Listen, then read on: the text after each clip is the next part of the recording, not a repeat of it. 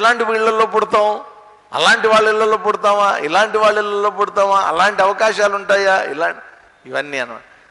కాబట్టి కొంచెం మంచి పని చేసినటువంటి వాడు, ఈ యోగం కొద్దిగా ఆచరించినటువంటి వాడు ఎప్పుడు బ్లేమ్ చేయడండి, ఎవరిని బ్లేమ్ చేయడు. ఎందుకని?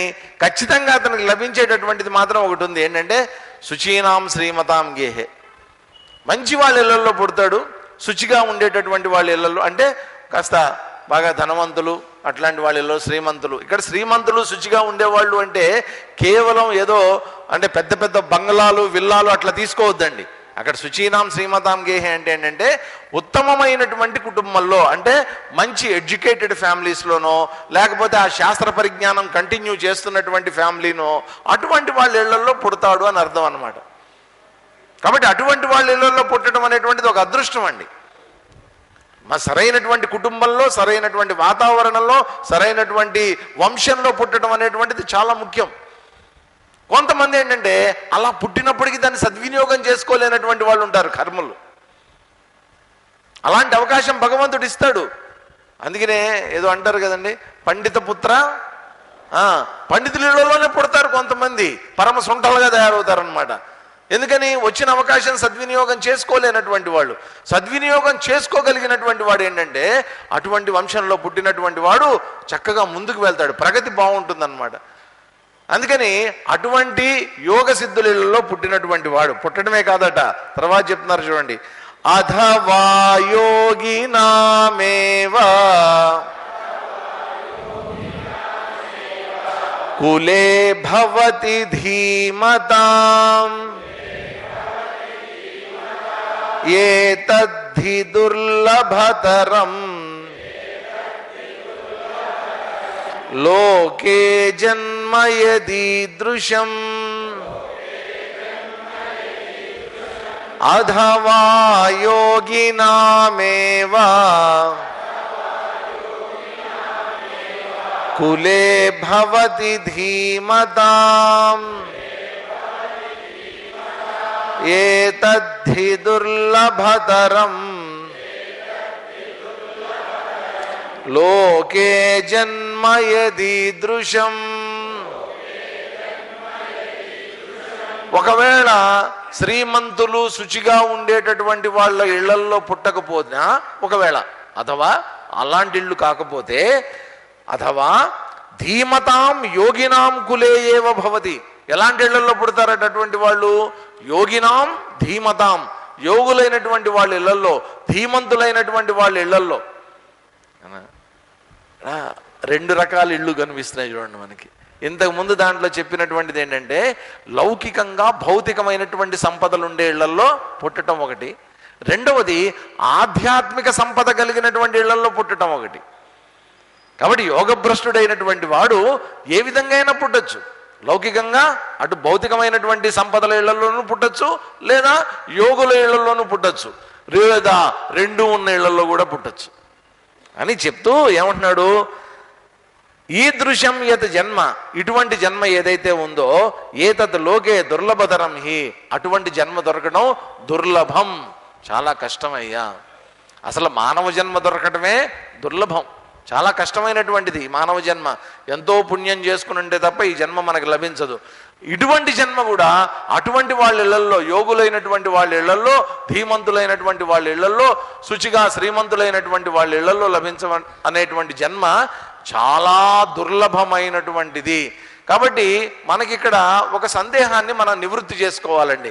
ఏంటంటేనండి, సార్ మనం ఏదో తెలుసో తెలియకో ప్రయత్నం చేస్తున్నాం, రకరకాల ప్రయత్నాలు, దీంట్లో కొంత ఏదో ధ్యానం చేయాలనుకుంటున్నాం, పుస్తక పఠనం చేయాలనుకుంటాం, మహాత్ముల దగ్గర శ్రవణం చేయాలనుకుంటున్నాం, మననం చేయాలనుకుంటున్నాం, నిధిధ్యాసనం చేయాలనుకుంటున్నాం, రకరకాల యోగ మార్గాల్లో ప్రయత్నం చేద్దామని అనుకుంటున్నాం, ఇవన్నీ చేస్తున్నాం. ఇవన్నీ కూడా చేసినందువల్ల ఇప్పటికిప్పుడు నాకేమైనా లాభం వస్తుందా? ఇప్పటికిప్పుడు నాకేమైనా లాభం వస్తుందా? తీవ్రత కనుక ఉంటే వస్తుందండి. తీవ్రత కనుక ఉంటే, మనం చేసేటటువంటి ప్రయత్నం యొక్క తీవ్రత కనుక ఉంటే ఈ జన్మలోనే జీవన్ముక్తులుగా మనం ఉండొచ్చు. లేదా పొరపాటున చేస్తున్నటువంటి యోగం కాస్త మధ్యలో ఆగిపోయింది అనుకోండి, యోగభ్రష్టుడు అయిపోయాడు అనుకోండి, అటువంటి వాడి పరిస్థితి ఏంటి? అప్పుడు నేనేమవుతాను, చేసిందంతా ఏమవుతుంది అనే భయం కూడా అవసరం లేదు మనకి. ఎందుకని?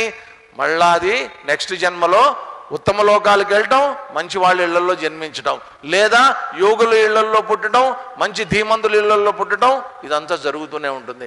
ఇటువంటి జన్మ దొరకడం చాలా అరుదు, అదృష్టము, అది చెప్తున్నారు. అటువంటి ఇళ్లలో పుట్టిన తర్వాత ఏం జరుగుతుంది, తర్వాత ఏమవుతుంది అది చెప్తున్నారు చూడండి. తత్ర తం బుద్ధి సంయోగం లభతే పౌర్వదేహికం యతతే చ తతో భూయః సంసిద్ధౌ గురు నందన తత్ర తం బుద్ధి సంయోగం లభతే పౌర్వదేహికం యతతే చ తతో భూయః సంసిద్ధౌ కురు నందన. కురునందన, ఓ అర్జున, తత్ర పౌర్వదేహికం తం బుద్ధి సంయోగం లభతే. అక్కడ ఏమవుతుందట, పౌర్వదేహికం అంటే, పౌర్వదేహం అంటే ఇంతకుముందు జన్మలో ఉన్నటువంటి దేహము, తత్సంబంధమైనటువంటివన్నీ ఏవైతే ఉన్నాయో, తం బుద్ధి సంయోగం. కాబట్టి బుద్ధి ద్వారా యోగాన్ని కదా ఆచరించింది ఇంతకుముందంతా కూడా, దాన్ని మళ్ళా పొందుతాడట. పొంది తతః భూయః సంసిద్ధౌ యతతే, అక్కడి నుంచి తిరిగి మళ్ళా ప్రయత్నం అనేటువంటిది మొదలు పెడతాడట. ఇంతకు ముందు జన్మలో ఎక్కడైతే ఆగిపోయాడో, ఏ మానవ దేహంలో అయితే ఆగిపోయాడో, ఆ జన్మలో చేసినటువంటి బుద్ధియోగం ఏదైతే ఉందో ఆ బుద్ధియోగాన్ని క్యారీ ఫార్వర్డ్ అన్నమాట ఈ జన్మలోకి తెచ్చుకుని ఇక్కడి నుంచి ఏం చేస్తాడట, మళ్ళీ కంటిన్యూ చేస్తాడట. కాబట్టి ఏం ప్రాబ్లం లేదు కదండి, మనకి నష్టం ఏమన్నా ఉందా? అయ్యయ్యో ఏముంది, డోంట్ వర్రీ, ఏం పర్వాలా, మళ్ళా మంచి జన్మ వస్తుంది, మంచి జన్మలో పాతవన్నీ మళ్ళా ముందు కంటిన్యూ చేయడం చక్కగా జరుగుతుంది. ఇదంతా దీంట్లో నష్టం అనేటువంటిది ఏం లేదు అని చెప్పేసి, తర్వాత పూర్వాభ్యాసేన తేనైవ హ్రియతే హ్యవశోపి సహ జిజ్ఞాసురపి యోగస్య శబ్ద బ్రహ్మాతి వర్తతే. పూర్వాభ్యాసేన తేనైవ హ్రియతే హ్యవశోపి సహ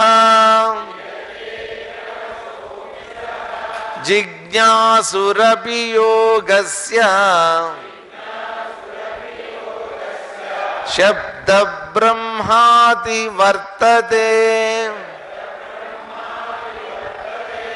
తేన పూర్వాభ్యాసేన ఏవ సహ అవశః అపి హ్రియతే.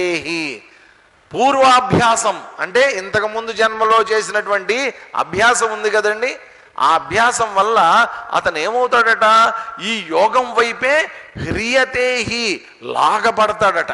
అవశం లాగబడతాడట అంటే అతను వేరే మార్గంలో వెళ్ళాలని అనుకున్నప్పటికీ కూడా వెళ్ళలేడు. ఎందుకని, ఇంతకు ముందు జన్మలో ఆల్రెడీ కళ్యాణకృతో మంచి కర్మలు చేశాడు, యోగాన్ని ఆచరించాడు, యోగ భ్రష్టుడైతే అయ్యాడు, పొరపాటున బై మిస్టేక్ జరిగిపోయింది. మళ్ళీ ఈ జన్మలోకి వచ్చాడు.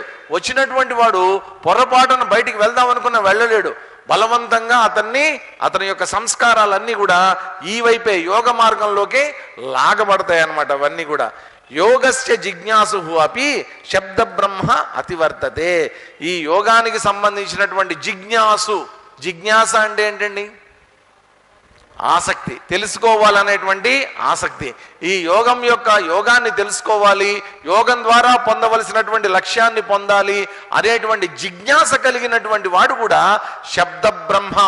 శబ్ద బ్రహ్మ అంటే ఏంటి, వేదం చెప్పేటటువంటి లక్ష్యం ఏదైతే ఉందో, వేదం మనకిస్తున్నటువంటి, మన శాస్త్రాలన్నీ మనకిస్తున్నటువంటి సర్వోత్కృష్టమైనటువంటి లక్ష్యం ఏదైతే ఉందో అతివర్తతే, దాన్ని పొందుతారట. కాబట్టి ఈ జన్మ అనేటువంటిది మనకు వచ్చింది, దీంట్లో మనం యోగ మార్గంలోకి మనం రావడానికి ప్రయత్నం చేసాం, మనం చేస్తున్నాం కూడా, దీనికోసం ప్రయత్నం చేస్తున్నాం. ఇప్పుడు మనం గమనించాల్సిందేంటి, ఈ జన్మలో మనందరం ఇక్కడ కూర్చుని, ఇక్కడ దత్త మందిరంలో అనంత వేదిక మీద కూర్చుని చెప్పడానికి నేను ప్రయత్నం చేస్తున్నా, వినటానికి మీరు ప్రయత్నం చేస్తున్నారు. భగవద్గీత లాంటి ఉత్కృష్టమైనటువంటి గ్రంథాన్ని మనం అధ్యయనం చేయడానికి ప్రయత్నం చేస్తున్నాం. ఇదేదో నేను చేసిన అడ్వర్టైజ్మెంట్ కాదు, మీరందరూ ప్రయత్నం కాదండి. అందరం యోగ భ్రష్టులం, ఇక్కడ కూర్చున్న వాళ్ళం అందరం యోగ భ్రష్టులమే.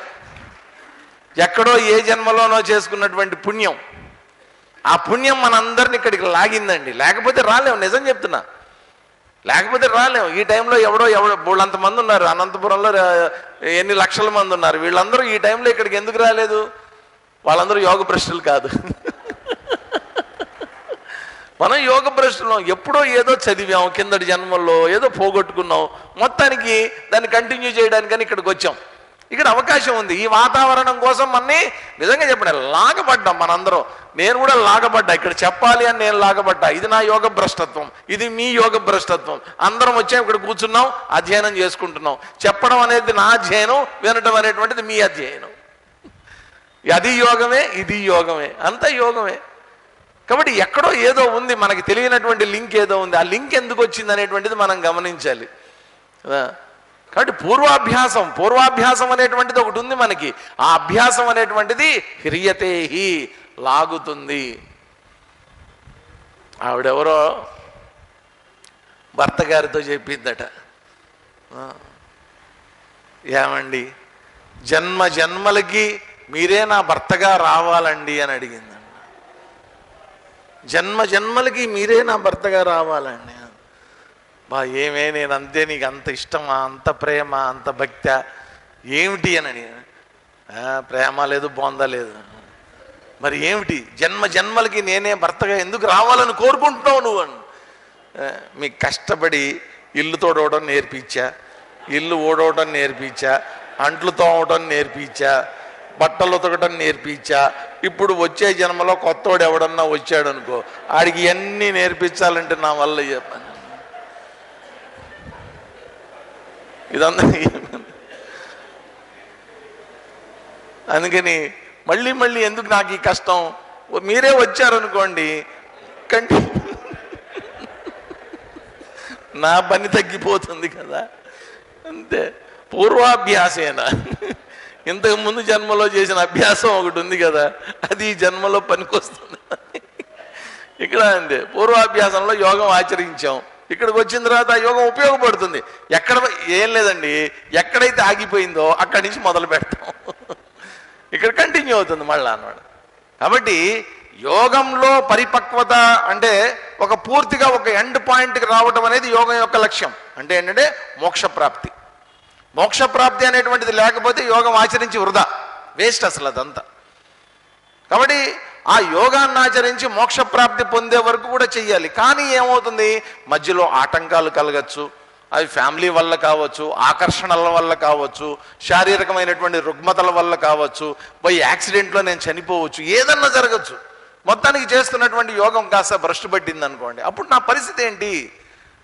పూర్తి కాకుండానే నేను చనిపోతే నా పరిస్థితి ఏంటి? పూర్తి కాకుండానే ఈ శరీరాన్ని వదిలేస్తే యోగ భ్రష్టత్వం వస్తే నా పరిస్థితి ఏంటి?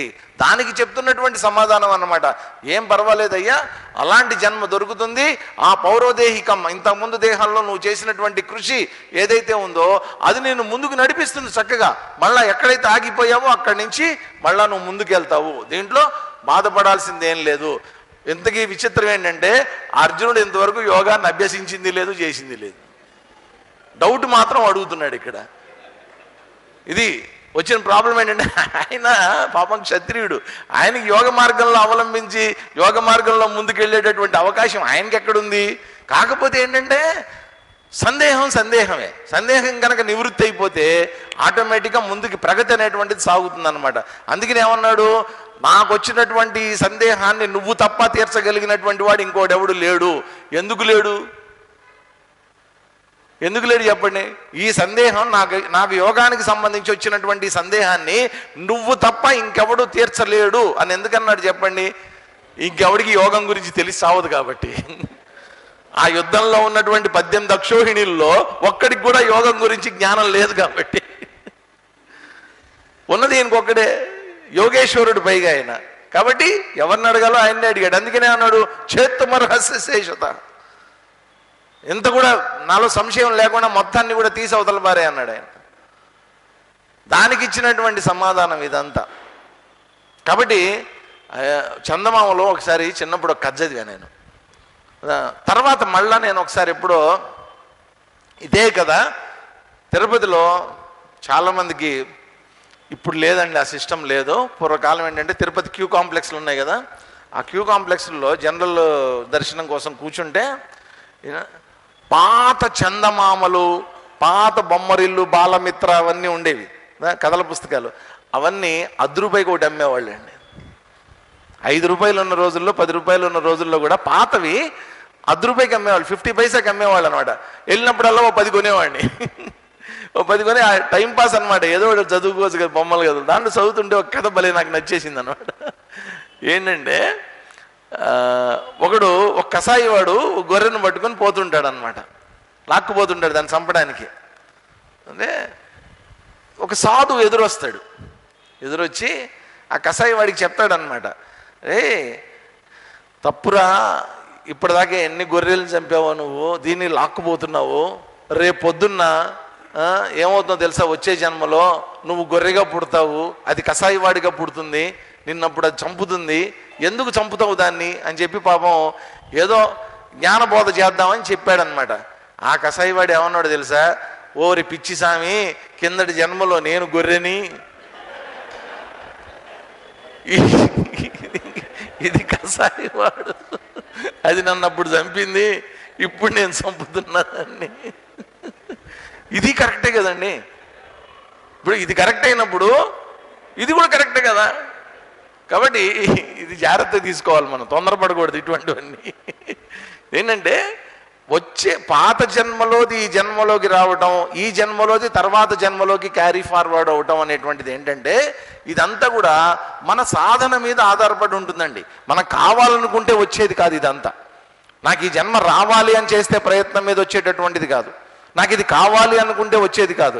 నేను పలానా ఇంట్లో పుట్టాలి అని అనుకుంటే వచ్చేటటువంటిది కాదు ఇదంతా. ఇదంతా ఎవరికి చెప్తోంది? ఒక సాధారణమైనటువంటి వ్యక్తికి చెప్తున్నటువంటి సిస్టమ్ కాదు ఇదంతా. ఆధ్యాత్మిక మార్గంలో ఆల్రెడీ యోగాన్ని ఆచరిస్తున్నటువంటి వాడికి చెప్పినటువంటి సూచన ఇదంతా కూడా. అటువంటి వాడు చేసేటటువంటి ప్రయత్నం కూడా ఎప్పుడు ఉండండి వృధా కాదు. మనందరం అనుకోవచ్చు, ఏంటండి చదివినంతకాలం చదివాం, ఇంకేం చదువుతాం, దానివల్ల ఏం ప్రయోజనం, తిరిగినంతకాలం తిరిగామండి, చేసాం, ఇంక దానివల్ల ఏం ప్రయోజనం, నువ్వు చేసింది ఎప్పుడు వేస్ట్ కాదు. మొదటి నుంచి చెప్పింది అదే. 2వ అధ్యాయంలో కూడా చెప్పాడు, వ్యవసాయాత్మిక బుద్ధి ఏకేహ స్వల్పమప్యస్య ధర్మస్యాత్ రాయతో మహతో భయాత్. నువ్వు చిన్న ప్రయత్నం చేయి, ఒక్క అడుగు ముందుకేయి, అది వేస్ట్ కాదు ఎప్పుడు కూడా. తెలుసుకోవడానికి ఒక శ్లోకం తెలుసుకోవడానికి ప్రయత్నం చేయి, అది వృధా కాదు ఎప్పుడు కూడా. మనందరికీ ఏంటంటే ఒక వారం రోజులు వినేస్తే భగవద్గీత సరిపోతుందండి, ఒక 108 రోజులు భగవద్గీత వినేస్తే మనం మహాత్ములు అయిపోతామండి. నేను అనేది ఏంటంటే మహాత్ముడు అవుతావో అవ్వవో నాకు తెలియదు, కానీ నువ్వు చేసిన ప్రయత్నం మాత్రం వేస్ట్ కాదు. దీంట్లో ఎటువంటి వృధా అనేటువంటిది లేదనమాట. కాబట్టి ఇక్కడితోనే కాదు, వచ్చే జన్మల్లో కూడా వచ్చేటటువంటి మంచి మంచి సత్ఫలితాన్ని మన ముందు ఉంచాడు ఆయన. చెప్పిన తర్వాత మిగతాది రేపు చూద్దాం. చక్కగా ప్రశాంతంగా కూర్చుని ఈ జన్మలో మనకు కలిగిన అదృష్టాన్ని ధ్యానం చేసుకుందాం మనం.